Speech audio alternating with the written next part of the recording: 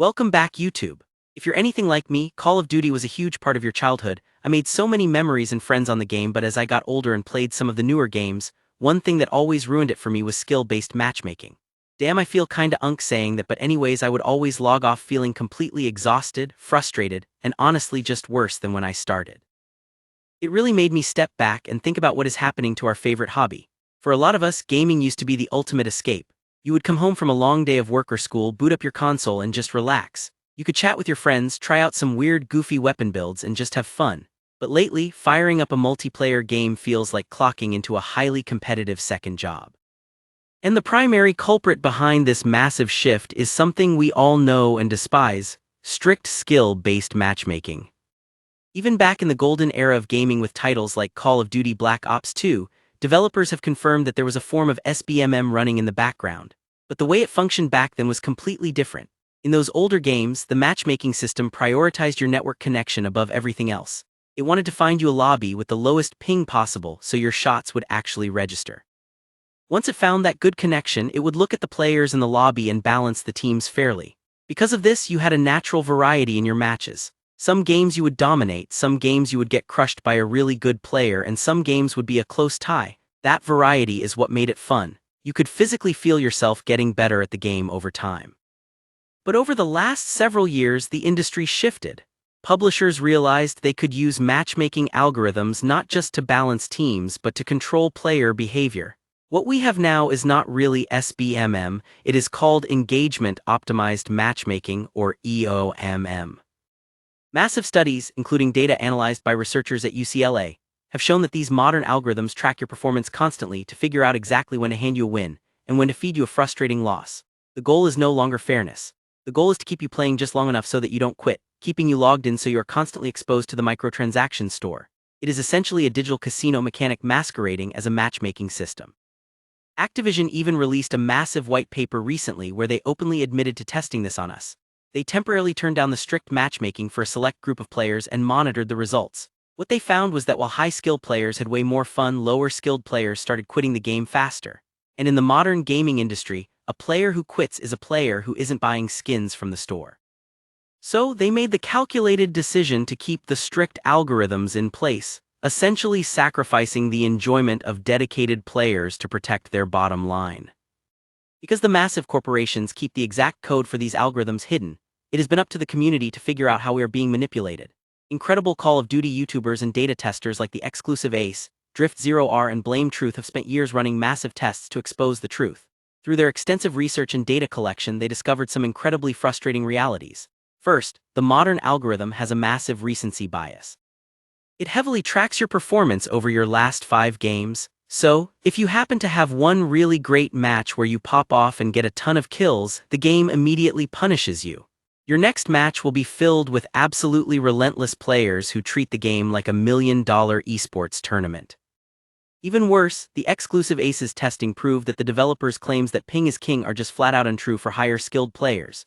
By testing high skill accounts against low skill bot accounts, he showed that the system will actively sacrifice your internet connection and give you a higher ping just to force you into a highly competitive skill bracket. It will put you on a server thousands of miles away just to ensure you don't have an easy game. Blame Truth has also talked extensively about how these systems artificially dictate how you play, constantly tweaking the background logic to boost player retention at the cost of genuine enjoyment, treating the community like lab rats. Now, this issue can easily be solved and is already solved. It's something called the ranked playlist. We've had it in the game for so long, so I don't know why we need every game mode to feel like ranked. Sometimes people just want to get off work and relax and don't want to sweat so hard.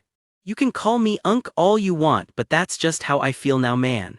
If I want to prove how good I am, I will go play ranked and earn my shiny badge. But forcing that ultra-competitive environment into casual public matches completely destroys the reason most people play video games in the first place. This brings me to the core issue: the psychological toll this takes on the player base. When you are forced to play at your absolute maximum potential in every single match, it drains you.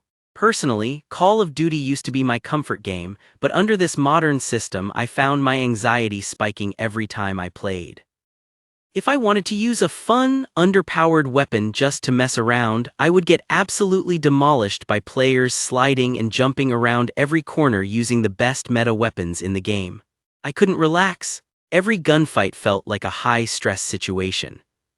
I know I am not the only one who felt this. Across Reddit and gaming forums, there are thousands of players talking about how the system has ruined their mental health.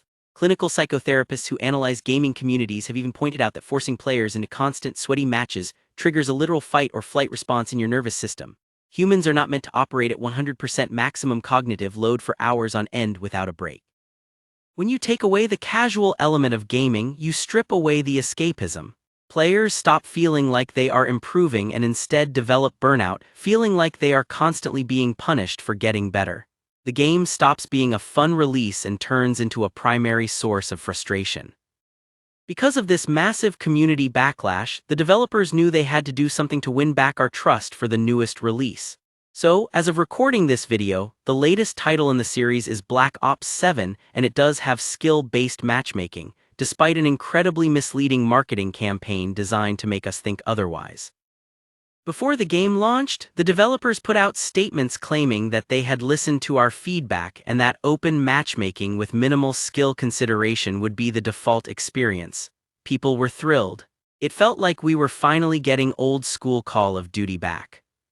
But it was a complete illusion, and prominent community members warned that the wording was a giant red flag, and they were entirely right.